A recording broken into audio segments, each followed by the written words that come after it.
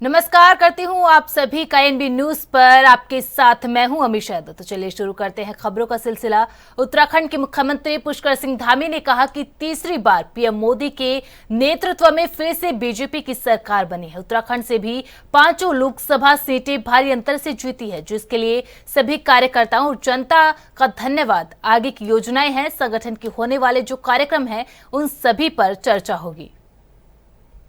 पूरे देश के अंदर तीसरी बार आदरणीय प्रधानमंत्री मोदी जी के नेतृत्व में फिर से एनडीए और भाजपा की सरकार बनी है। मोदी जी तीसरी बार देश के प्रधानमंत्री बने हैं। उत्तराखंड से भी 5 लोकसभा सीटें भारी अंतर से यहाँ से जीत कर गई। सभी कार्यकर्ताओं का धन्यवाद, जनता का धन्यवाद है। और आगे की जो योजनाएं हैं, संगठन की होने वाले कार्यक्रम हैं, उन सभी पर चर्चा होगी। पूरे उत्साह और उमंग के साथ हमारे सारे कार्यकर्ता यहाँ से जोश का मंत्र लेकर जाएंगे, उत्साह का मंत्र लेकर जाएंगे। सर, पर्वतीय मूल के कुछ लोग केदारनाथ मंदिर बनाना चाह रहे हैं, लेकिन उसको सोशल मीडिया में धाम के तौर पर प्रसारित किया गया। विपक्ष भी कटाक्ष कर रहा है, आप लोग कैसे देखते हैं? देखिए, केदारनाथ धाम चूँकि हमारा जो ज्योतिर्लिंग है उसका स्थान एक ही है, दूसरे स्थान पर धाम नहीं हो सकता है। प्रतीकात्मक रूप से मंदिर चूँकि अनेक स्थानों पर बने हैं, ऐसे स्थानों पर मंदिर बनते रहे, लेकिन मूल स्थान जो है ज्योतिर्लिंग हमारा उत्तराखंड के अंदर ही है। दूसरे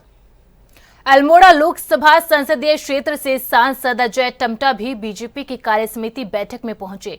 उन्होंने मीडिया से बातचीत करते हुए कहा कि यह बैठक काफी महत्वपूर्ण है और इस बैठक में सभी 70 विधानसभा के मंडल से लेकर जिला स्तर तक के कार्यकर्ता और पदाधिकारी भाग ले रहे हैं। उन्होंने बताया कि जिस तरह से उत्तराखंड में बीजेपी ने 5 लोकसभा सीटें जीती है, साथ ही कहा कि मोदी तीसरी बार भारत के प्रधानमंत्री बने और यह क्षण स्वर्णिम अक्षरों में लिखे जाएंगे कि वह तीसरी बार लगातार भारत के प्रधानमंत्री बने हैं।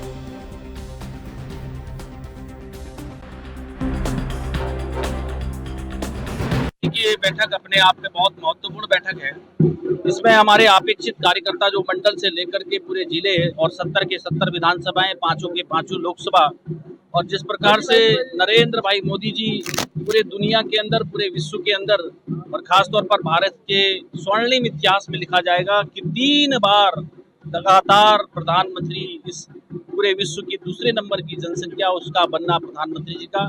इसके पीछे एक ही कारण है कि पिछले 10 वर्षों में जो भारत की स्थिति, पूरे भारत की अपने आंतरिक स्थिति और विश्व पटल के अंदर जो भारत की स्थिति आई है, वो अपने आप में पूरा इतिहास बनाने लगी।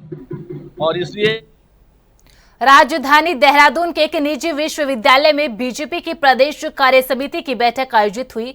इस बैठक में प्रदेश प्रभारी दुष्यंत गौतम, मुख्यमंत्री पुष्कर सिंह धामी, केंद्रीय मंत्री मनोहर लाल खट्टर, प्रदेश अध्यक्ष महेंद्र भट्ट समेत भाजपा के ब्लॉक स्तर से लेकर प्रदेश स्तर तक के पदाधिकारी शामिल हुए। इस बैठक में पार्टी ने प्रस्ताव पास कर प्रधानमंत्री नरेंद्र मोदी की तीसरी बार प्रधानमंत्री बनने पर बधाई दी। साथ ही मुख्यमंत्री द्वारा प्रदेश में किए जा रहे विकास कार्यों की सराहना की गई। इस बैठक के बारे में प्रदेश प्रभारी दुष्यंत गौतम ने कहा कि आगे आने वाले निकाय चुनाव को लेकर मंथना हुई है। साथ ही विपक्ष के द्वारा जो झूठ फैलाया जा रहा है, उसको किस तरह से जनता के बीच जाकर पर्दाफाश किया जाए, इसके लिए कार्यकर्ताओं को निर्देशित किया गया है।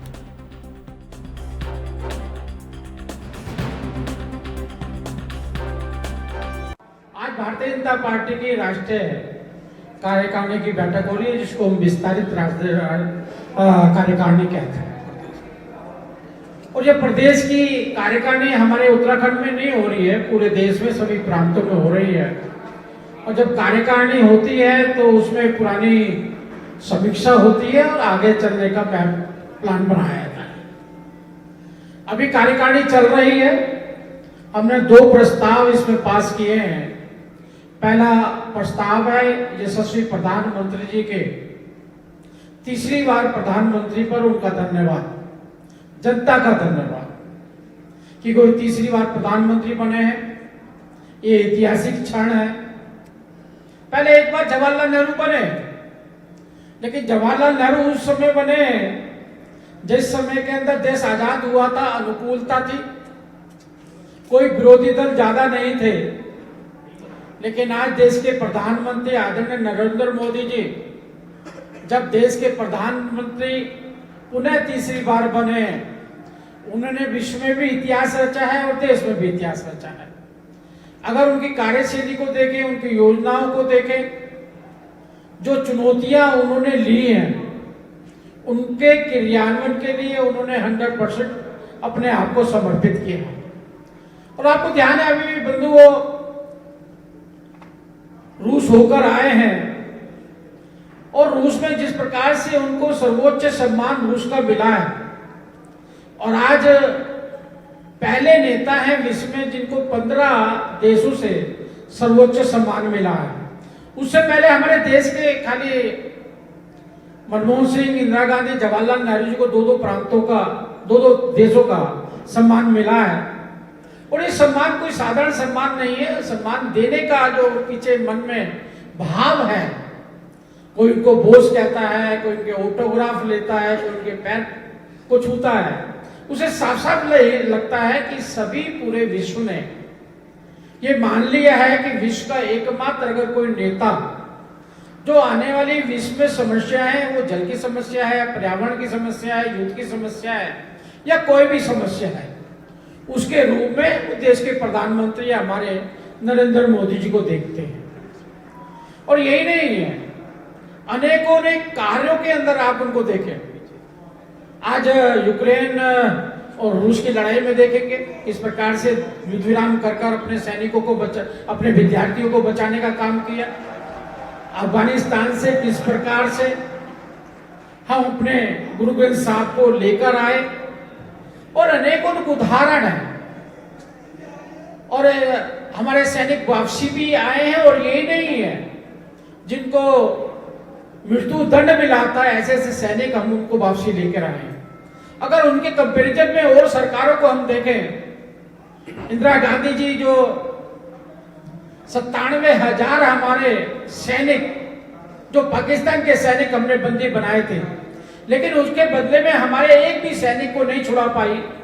चाहती तो जो हमारे सैनिक बंदी हैं उनको छुड़ा पाती, लेकिन आज जिस प्रकार से सकारात्मक राजनीति आदरणीय नरेंद्र मोदी जी कर रहे हैं, देश के अंदर दासता की निशानी को मिटाने का काम कर रहे हैं, ताकि आने वाले बच्चों को हम बता सकें। और आज भी देखने के लिए मिलता है, हम जब कभी बच्चों को लेके जाते हैं तो बच्चे एक पूछते हैं कि पापा ये पार्लियामेंट किसने बनाई है, तो हमें बताना पड़ता है ये पार्लियामेंट पुरानी वाली पार्लियामेंट है, ये अंग्रेजों ने बनाई है। तो बच्चा पूछता है अंग्रेजों ने क्यों बनाई? देश तो हमारा आजाद हुए बहुत दिन हो गए, बहुत साल हो गए। तो हमें बताना पड़ता है कि हम उनके गुलाम रहे हैं। आने वाला पर्यटक आता है तो ताजमहल जाता है, किले देखता है, लाल किला देखता है, कुतुब मीनार देखता है, तो हमारे बच्चे भी जब जाते हैं तो वो भी पूछते हैं पापा ये किसने बनाया है? तो हमें बताना पड़ता है कि मुगलों ने बनाया है। तो अगला प्रश्न होता है कि मुगलों ने क्यों बनाया, हमने क्यों नहीं बनाया? तो बताना पड़ता है कि हम उनके गुलाम रहे हैं। लेकिन इस 10 वर्षों के अंदर देश के प्रधानमंत्री जी ने दिल्ली में बन रहे केदारनाथ धाम मंदिर को लेकर सूबे में सियासत हो रही है। केदारनाथ के पांडा पुरोहित से लेकर अब प्रदेश की सियासत भी गर्मा गई है। वहीं पूरे मामले को लेकर बीजेपी ने प्रेस नोट जारी करते हुए कहा, यह एक ट्रस्ट का कार्यक्रम था जिसमें मुख्य अतिथि के तौर पर पुष्कर सिंह धामी पहुंचे थे। सरकार का इससे कोई लेना देना नहीं है, जिसको लेकर कांग्रेस प्रदेशाध्यक्ष सरकार को घेरते हुए नजर आए और कहा, कानून के तहत आर्कियोलॉजिकल डिपार्टमेंट की जो हमारी कानून है उसके तहत किसी भी मंदिर या पौराणिक स्थान के साथ छेड़खानी नहीं की जा सकती है। और अगर मुख्यमंत्री का निजी कार्यक्रम नहीं था तो केदारनाथ से जो शिला गई है वह कैसे गई, उस पर कार्रवाई होनी चाहिए।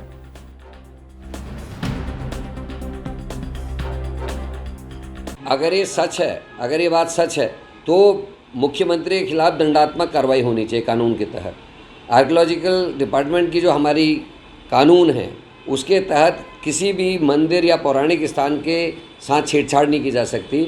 और अगर मुख्यमंत्री का निजी कार्यक्रम था तो केदारनाथ से जो शिला गई वो कैसे गई? कांग्रेस के महामंत्री नवीन जोशी ने बताया कि कांग्रेस में निकाय चुनाव के लिए होमवर्क शुरू कर दिया है।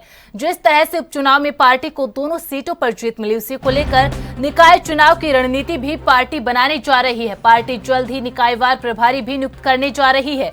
कांग्रेस निकाय चुनाव को लेकर एक्शन मोड में आ गई है। कांग्रेस के प्रदेशाध्यक्ष करण माहरा ने भी सभी जिलाध्यक्षों को पत्र लिखकर संभावित आरक्षण के मुताबिक 4 प्रमुख नाम तय करने को कहा है। कांग्रेस का आंकलन है कि आरक्षण घोषित होने के बाद चुनाव के लिए बहुत कम समय मिलेगा। ऐसे में पार्टी संभावित दावेदारों का पैनल तैयार रखना चाहती है ताकि नामांकन के दौरान किसी तरह की हड़बड़ी ना रहे। देखिए, निकाय चुनाव के लिए कांग्रेस पूरी मजबूती के साथ तैयार है। भारतीय जनता पार्टी के मंत्री झूठ बोलते रहे कि हम समय पर चुनाव करेंगे।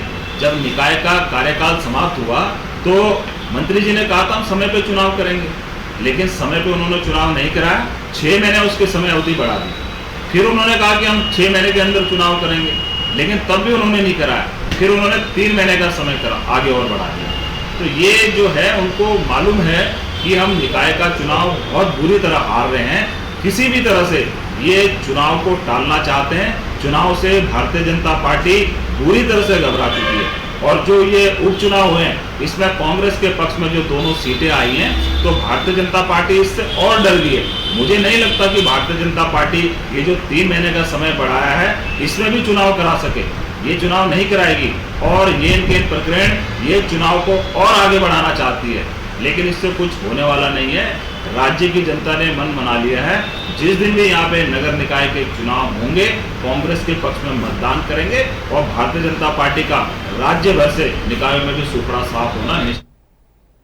उत्तराखंड में समान नागरिक संहिता को लेकर माना जा रहा है कि अक्टूबर तक प्रदेश में यूसीसी लागू हो जाएगा, लेकिन विपक्ष लगातार सरकार पर सवाल खड़े कर रहा है। कांग्रेस के प्रदेश अध्यक्ष करण माहरा ने कहा कि उन्हें नहीं लगता कि यूसीसी से प्रदेश में कोई फर्क पड़ेगा। प्रदेश के लोगों को यूसीसी में कोई इंटरेस्ट नहीं होगा, यह केवल लोगों की आंखों में धूल झोंकने वाली बात है।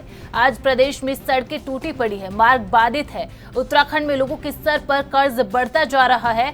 इस ओर सरकार का ध्यान नहीं है। प्रदेश में इस वक्त तमाम व्यवस्थाएं चरमराई हुई है, लेकिन उसे सरकार बिल्कुल ध्यान नहीं दे रही। इधर उधर की बातें करके जनता का ध्यान भटकाने का काम प्रदेश सरकार कर रही है।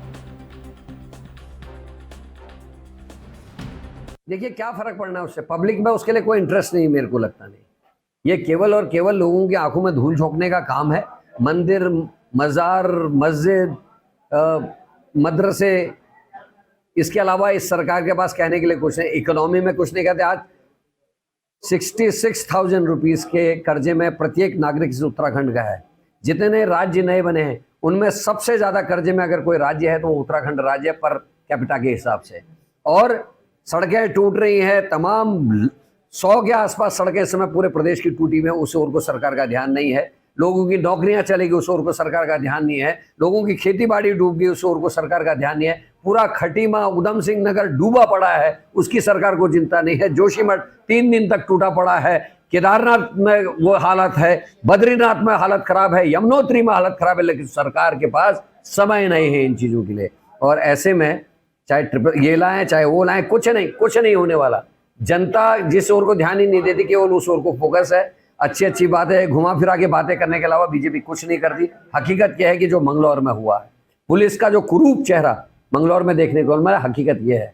यूसीसी लाएंगे और मंगलौर करेंगे तो फायदा क्या है? अपनी आइडियोलॉजी के लोग चुनाव लड़ाने के लिए नहीं, अपनी पार्टी के लोग चुनाव लड़ाने के लिए नहीं, कांग्रेस के भगोड़े को चुनाव लड़ा दिया। एक हरियाणा से लाके लोकदल के आदमी को चुनाव लड़ा रखा है। और इनका प्रभारी जो है बेशर्मी से कहता है कि चुनाव जीतना पहली प्राथमिकता है। आइडियोलॉजी कोई जरूरत नहीं है। कांग्रेस बीजेपी भी सवाल नहीं है, सवाल है जीत का। तो ये जब नेताओं के दिमाग में ये बात रहेगी तब तक भला नहीं हो सकता। खबर जनपद उधम सिंह नगर के खटीमा से है, जहां वार्ड नंबर 6 में आपदा पीड़ितों को राहत राशि चेक वितरण के दौरान बीजेपी और कांग्रेसी कार्यकर्ताओं में जमकर विवाद हो गया। वहीं जब बीजेपी नेता तारिक मलिक ने विभिन्न आरोप लगाते हुए 4 कांग्रेसी कार्यकर्ताओं के खिलाफ मुकदमा दर्ज कराया तो सूचना पर कांग्रेसी कार्यकर्ता भी आग बबूला हो गए और आक्रोशित कांग्रेसी कार्यकर्ताओं ने खटीमा विधायक भुवन चंद्र कापड़ी और नानकमता विधायक गोपाल सिंह राणा के नेतृत्व में खटीमा कोतवाली का घेराव किया और बीजेपी नेता तारिक मलिक समेत अन्य के खिलाफ मुकदमा दर्ज कराने को लेकर जमकर हंगामा काटा। कोतवाली परिसर में बैठ गए और पुलिस के खिलाफ भी जमकर नारेबाजी की। इस दौरान कांग्रेसी कार्यकर्ताओं और पुलिस के बीच भी नोकझोंक देखने को मिली।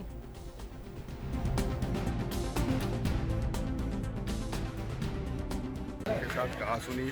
जनरली जो बातें होती हैं वो हो जाती हैं, लेकिन दूसरे पक्ष ने इस आपदा के समय में जाके तहरीर दे दी और पुलिस ने उसमें मुकदमा लिख दिया, जबकि वो जांच का विषय था और वो बहुत साधारण सी एक बात घटना थी, ऐसी कोई घटना नहीं थी कि जिसमें मुकदमा लिखा जाए।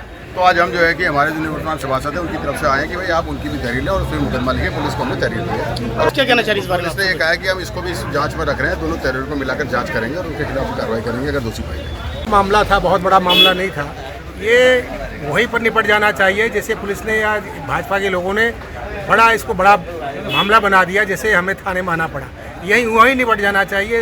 एफआईआर दर्ज नहीं होनी चाहिए थी। हमने कहा अगर उनकी एफआईआर दर्ज हुई है तो हमारी भी एफआईआर दर्ज होनी चाहिए, नहीं होगी, लेकिन उन्होंने तहरीर ले ली हमारी, तो उसमें जो भी कार्रवाई जाँच का मिले जाँच करके।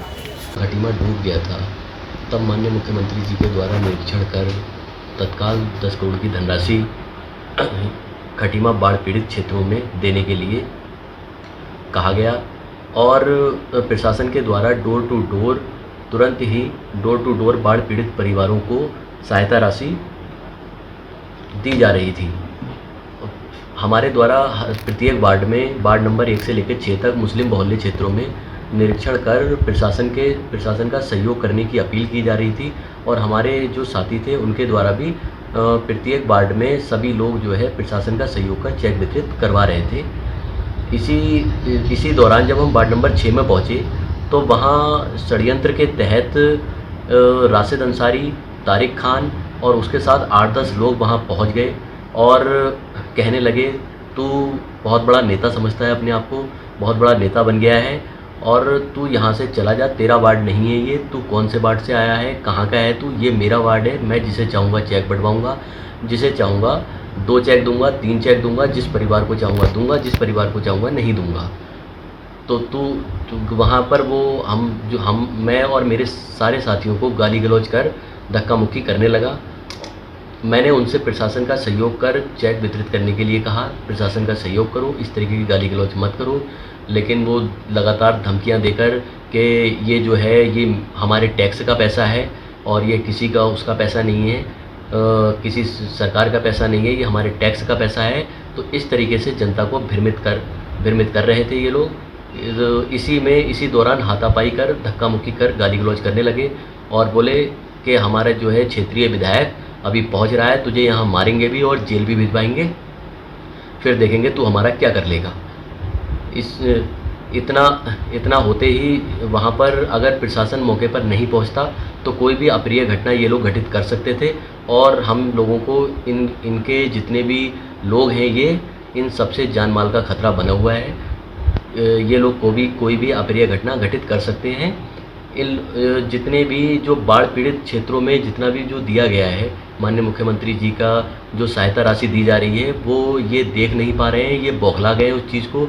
माननीय मुख्यमंत्री जी का चौतरफा विकास और बाढ़ पीड़ित को तत्काल सहायता राशि देना, ये सब लोग बौखला गए हैं क्योंकि ये बाढ़ के समय ये लोग खुद नदारद थे, खुद लोगों के वहाँ नहीं पहुँचे। दोनों ही क्षेत्रीय विधायक भी नदारद थे, वो लोग भी गोटिया इस्लाम नगर के किसी भी क्षेत्र में नहीं पहुँचे और यहाँ पर जो है लड़ाई के दौरान कुमाऊं कमिश्नर दीपक रावत ने हल्द्वानी में एसडीएम कोर्ट, सिटी मजिस्ट्रेट कार्यालय और प्राधिकरण दफ्तर में छापेमारी की। कुमाऊं कमिश्नर दीपक रावत की छापेमारी से अधिकारी और कर्मचारियों में हड़कंप मच गया। इस दौरान कुमाऊं कमिश्नर ने सबसे पहले कर्मचारियों की उपस्थिति रजिस्टर को चेक किया और दफ्तर में नहीं पहुंचने वाले कर्मचारियों के बारे में जानकारी जुटाई। इसके बाद प्राधिकरण ऑफिस में फाइलों को देखा और पेंडेंसी कम करने के साथ ही सभी फाइलों को स्कैनिंग के निर्देश दिए। कमिश्नर दीपक रावत ने संबंधित जेई से 3 दिन में स्पष्टीकरण मांगते हुए जांच के आदेश दिए हैं।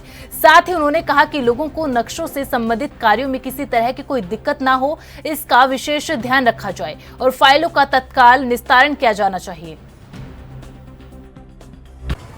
देखिए, समय समय पे सीनियर ऑफिसर्स को, जो सबऑर्डिनेट ऑफिसर्स हैं, उनको देखने के निर्देश माननीय मुख्यमंत्री जी ने दिए हैं। विशेषकर कितने लोगों की उपस्थिति है, तो पहले तो मैंने यही देखा कितने लोग उपस्थित हैं, तो 3 लोगों का मुझे पता नहीं मिला जो एब्सेंट पाए गए, उन पे कार्रवाई के निर्देश दिए हैं।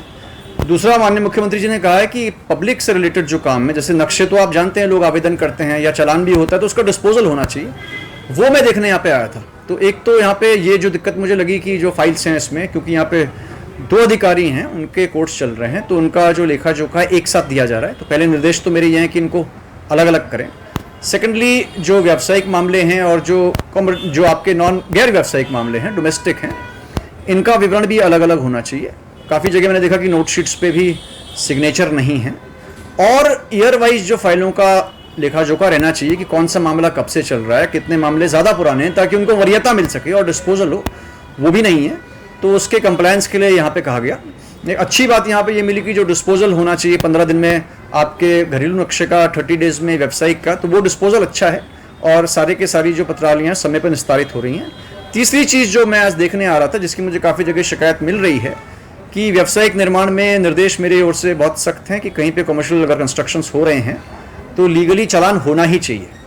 जिस मामले में चालान नहीं किया जा रहा है, मात्र उसको विजिट करके हम वापस आ जा रहे हैं, इसमें ये प्रकार की अनियमितता तो है ही, इसमें फिर अन्य प्रकार की गड़बड़ियों के भी चांसेस रहते हैं, जो कि एक मामले में मुझको यहाँ पे मिला। दोबारा मेरी ओर से पूर्व में भी निर्देश दिए गए हैं कि जब इंस्पेक्शन कोई हो रहा है तो उसमें विधिवत नोटिस या फिर काम हो शुरू हो गया है तो विधिवत जो सीलिंग है ये होनी चाहिए। अगर ये नहीं किया जा रहा है तो उसमें सीरियस कार्रवाई होगी। यहाँ पे भी ऐसा मामला मुझे मिला जहाँ पे कि इस तरह चीज़ें नहीं हो रही थी, और मैंने सभी मामलों में देखने के लिए कहा है अगर भविष्य में कोई मैटर मेरे सामने ऐसा आता है जहाँ पे कि हम मात्र विजिट करके घूम फिर के चले आए हैं, तो इसको बहुत सीरियसली लिया जाएगा। और जो मामला आज मेरे जनपद उधम सिंह नगर के खटीमा में 17 जुलाई को मनाए जाने वाले मुहर्रम पर्व पर सुरक्षा और शांति व्यवस्था को लेकर पुलिस प्रशासन और उप जिलाधिकारी रविंद्र सिंह बिष्ट की मौजूदगी में क्षेत्र के गणमान्य व्यक्तियों, जनप्रतिनिधियों और सभी धर्मों के जिम्मेदार लोगों के साथ शांति समिति की एक बैठक का आयोजन किया। खटीमा कोतवाली परिसर में किया गया इस अवसर पर शहर की साफ सफाई, यातायात व्यवस्था, पेयजल व्यवस्था सुचारू रखने और सुरक्षा और शांति व्यवस्था को लेकर चर्चा की गई। वहीं उपस्थित सभी लोगों से प्रशासन द्वारा मुहर्रम पर्व को सौहार्दपूर्ण और भाईचारे के साथ मिलकर मनाने की अपील की है। आज पुलिस प्रशासन द्वारा आगामी 17 तारीख को मुहर्रम का जो मनाया जाता है, मुहर्रम मनाया जाता है, उस उपलक्ष्य में पीस कमेटी की मीटिंग आयोजित की गई थी, जिसमें सभी धर्म के लोग, खटीमा शहर के लोग, सभी लोग शामिल थे, जिससे कि शांतिपूर्वक जुलूस का समापन हो सके। जिसके लिए एसडीएम साहब भी, खटीमा एसडीएम साहब भी आए थे और हमारे भी पुलिस अधिकारीगण मौजूद थे। एसडीएम साहब की मौजूदगी में सभी से निवेदन किया गया कि किसी भी प्रकार का जो नई परिपाटी है वो चालू ना करें और समय से अपने जो ताजिए हैं समय से निकालें, उनकी हाइट प्रॉपर हो। और कुछ लोगों द्वारा लाइट का इशू उठाया गया कि लाइट जो हाइट ज़्यादा रहती है लाइट, तो उसमें लाइट कट करने के लिए, शट डाउन करने के लिए बात की गई। बाकी एक करबला पे रास्ते का विवाद रहता है, अक्सर छोटा मोटा विवाद रहता है, उसमें भी एसडीएम साहब द्वारा बताया गया कि आज शाम को जाकर ही वो रास्ते से संबंधित जो भी विवाद है, आज मतलब 17 तारीख के लिए कोई विवाद की स्थिति वहाँ उत्पन्न न हो, उसका भी समाधान निकाला जाएगा और सभी लोगों से शांति बनाए रखने की अपील की गई। अराजकता फैलाने और कानून अपने हिसाब से काम करेगा, लेकिन जो छोटे छोटे मसले उठते हैं वो आपसी लोगों के समझदारी से सुलझा लिए जाएंगे, मेरा विश्वास है। कल में आज हमने पुलिस कमेटी की मीटिंग ली थी। 17 तारीख को जो हमारा मुहर्रम होना है उसमें जो ताजिए वगैरह निकल रहे हैं, उससे लेकर सुरक्षा व्यवस्था के दृष्टिगत और मुस्लिम समाज के लोगों को हमने बताया कि क्या चीज़ आपने करनी है, क्या चीज़ नहीं करनी है। इसमें ताजिए की जितनी हाइट है वो उनको बता दिया है और पूर्व में भी इन लोगों के द्वारा हमारे जो आदेश हुए हैं, निर्देश हुए हैं, उनका पालन किया गया और ऐसी कोई समस्या यहाँ पर हुई नहीं है। जहाँ तक ताजिए जहाँ दफन होते हैं वहाँ पर रास्ते का कुछ मामला, क्योंकि अभी बीच में फ्लडिंग हुई है यहाँ पर, तो आज शाम को हम हमारे राजस्व विभाग के अधिकारी लोग और मैं खुद स्वयं जाऊँगा और यहाँ के मुस्लिम समाज के लोग हैं, तो हम एक टेम्प्रेरी तरीके से रास्ता निकालेंगे ताकि कोई भी मुसीबत का सामना न करें। थोड़ा सा टाइम तो लगेगा इसमें, लेकिन हम जल्दी, क्योंकि हमारा वहाँ पर जो जहाँ पर डंपिंग जोन था उसमें कुछ प्रॉब्लम आ गई, जल्दी उसको भी रिजॉल्व कर रहे हैं। मेरे ख्याल से कल तक वो भी रिजॉल्व हो जाएगा, तो मुहर्रम के दिन यहाँ साफ साफ